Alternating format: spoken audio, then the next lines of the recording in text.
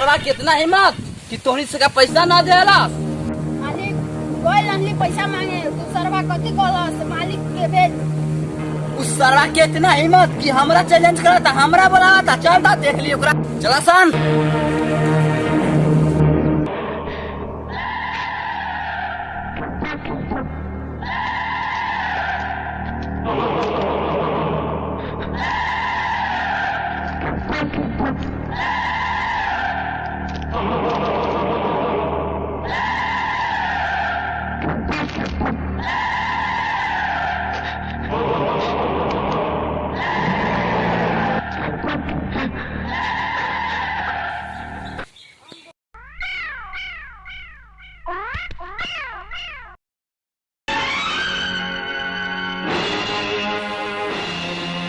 सरवा सुतल बा ओकर ननकी भाई मोबाइल चलावता।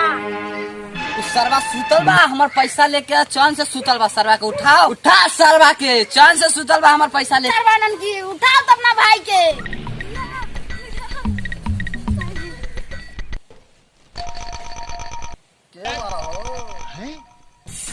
का हो काहे खातिर आलवारा तोहनी सब जा।